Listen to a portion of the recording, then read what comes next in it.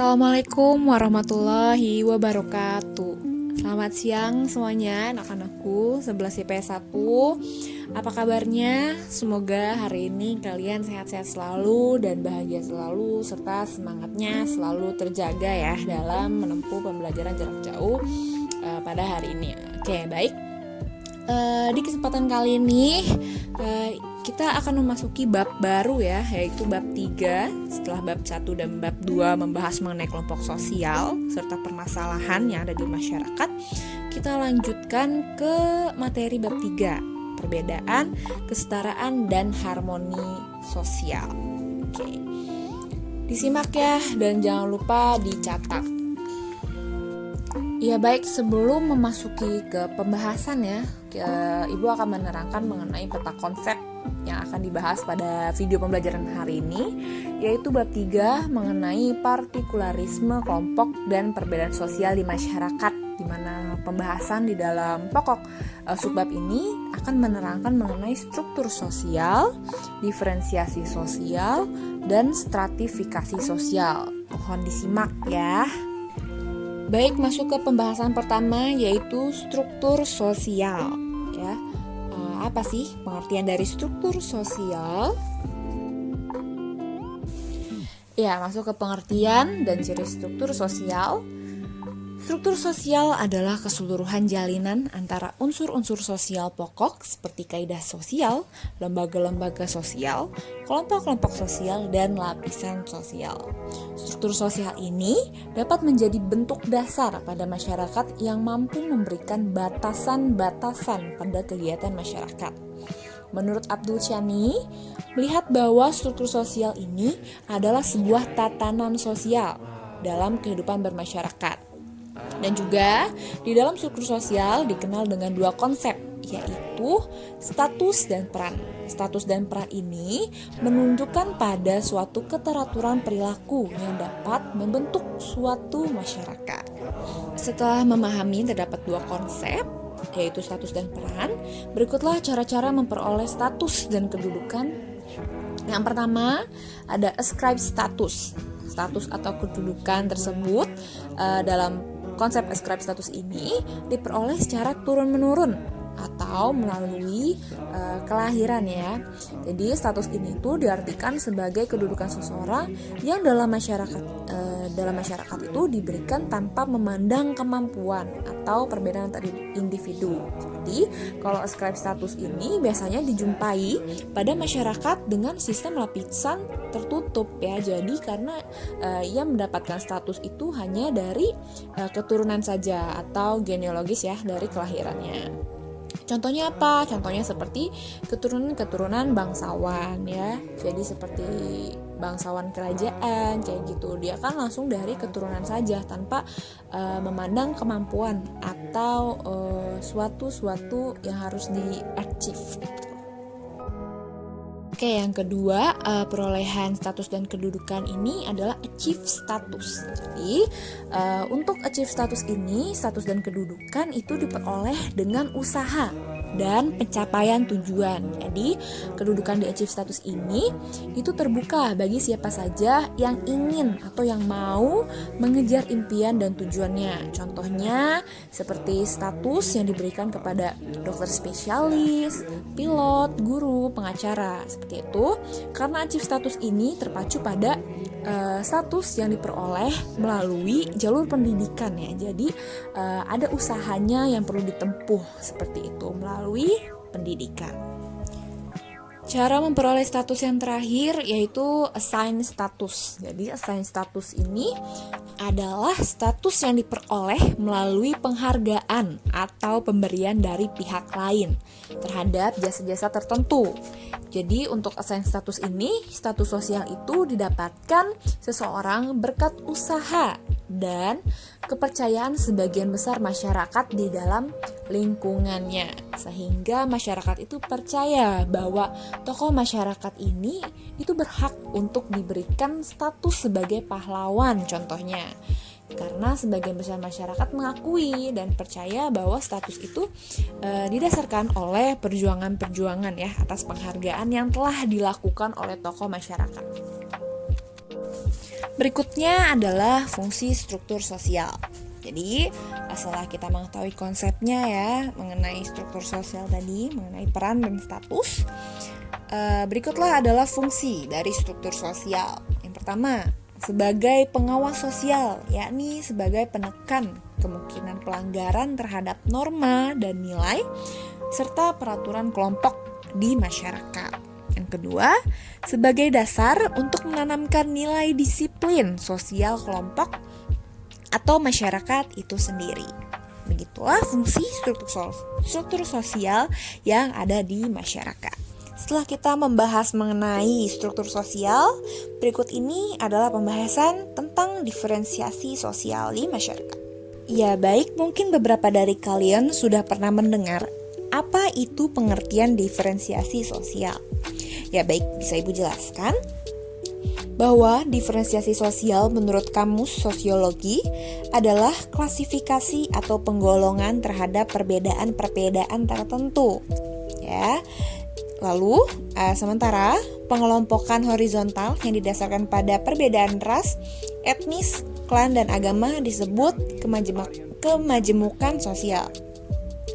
Pengelompokan berdasarkan profesi disebut heterogenitas sosial. Sehingga kemajemukan sosial ini ditandai dengan perbedaan ciri fisik, ciri sosial, dan ciri budaya.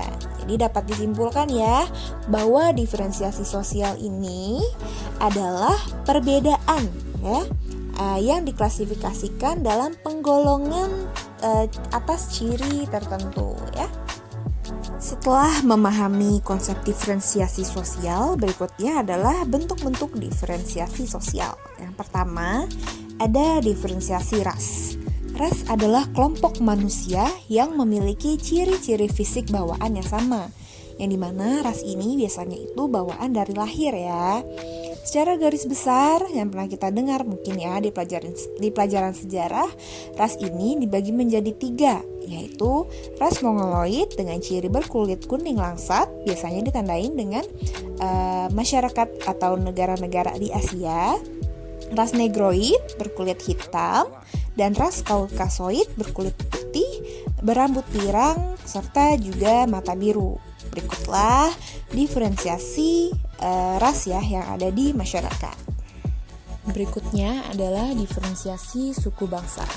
Suku bangsa adalah suatu golongan manusia yang terikat oleh kesadaran dan identitas atas kesatuan kebudayaan. Setiap suku bangsa ini mempunyai keunikan dan kebudayaan masing-masing. Semuanya mempunyai makna dalam kehidupan bermasyarakat. Jadi, tidak ada suku yang paling baik atau suku yang paling buruk. Seperti yang kita tahu, di dalam negara Indonesia ini banyak sekali suku bangsa ya. Contohnya ada suku Baduy, dan juga ada suku Dayak. Sehingga berbagai macam suku ini menghasilkan kemajemukan atau diferensiasi antar suku bangsa. Bentuk diferensiasi sosial berikutnya adalah diferensiasi agama.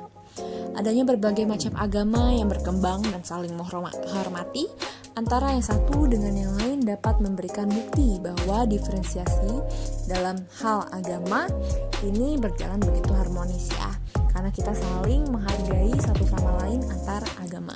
Menurut Emil Durkheim, agama adalah suatu sistem kepercayaan beserta praktiknya berkenaan dengan hal-hal yang sakral yang dapat menyatukan pengikutnya dalam suatu komunitas moral. Sehingga ya, seperti yang kita tahu di Indonesia ini terdapat agama yang diakui yaitu agama Islam, Kristen, Katolik, Hindu, Buddha, dan Konghucu ya.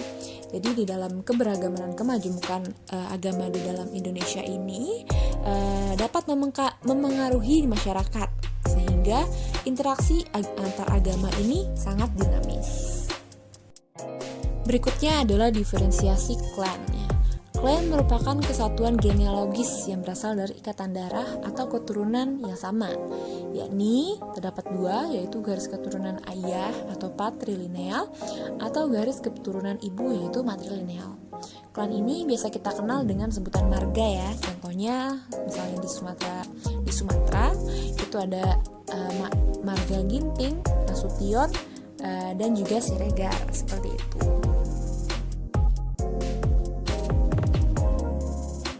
Berikutnya adalah bentuk-bentuk diferensiasi yang terakhir, yaitu diferensiasi jenis kelamin, di mana kita tahu ya ada perempuan dan laki-laki, juga diferensiasi profesi atas dasar pembagian kerja atau spesialisasi profesi.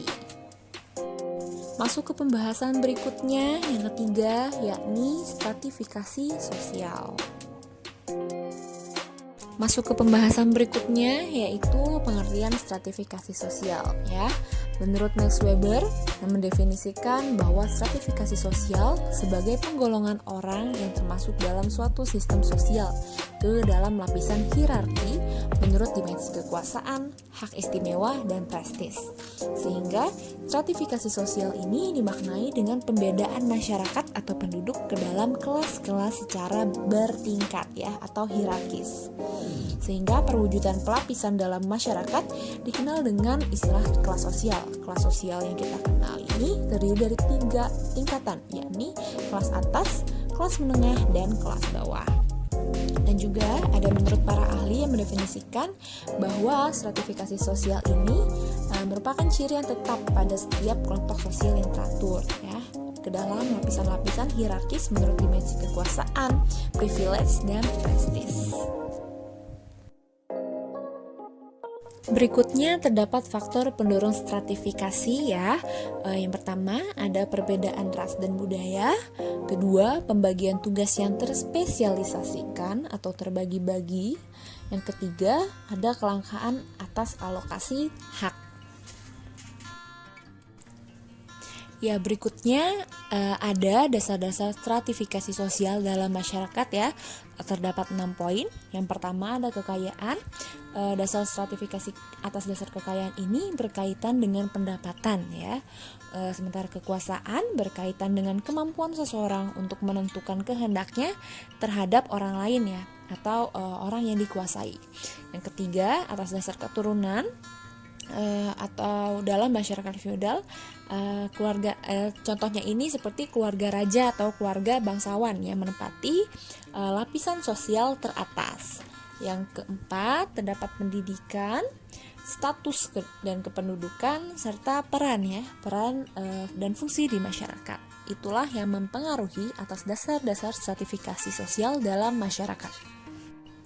Yang berikutnya adalah sifat stratifikasi sosial ya. Terdapat 3 sifat, yaitu stratifikasi sosial tertutup, terbuka, dan campuran. Yang pertama ada sosial tertutup, di mana stratifikasi ini dicirikan dengan sifat yang membatasi seseorang untuk berpindah dari lapisan satu ke lapisan yang lainnya. Contohnya ini terdapat pada masyarakat yang menganut sistem kasta ya, masyarakat feodal dan masyarakat yang menggunakan ciri fisik sebagai ukuran lapisan seseorang individu. Sehingga bisa diambil contoh ya, stratifikasi sosial tertutup ini terdapat di strata dalam Buddha ini Bali ya. Ada Brahmana, Ksatria, dan Waisya, di mana kasta tertinggi itu adalah Brahmana, tetapi Brahmana ini tidak bisa pindah ke lapisan bawah. Begitupun kasta yang paling bawah, dia tidak bisa pindah ke lapisan yang paling atas. Baik, berikutnya stratifikasi sosial terbuka, di mana sistem pelapisan ini bersifat terbuka. Setiap anggotanya ini memiliki kesempatan untuk menduduki lapisan yang paling atas.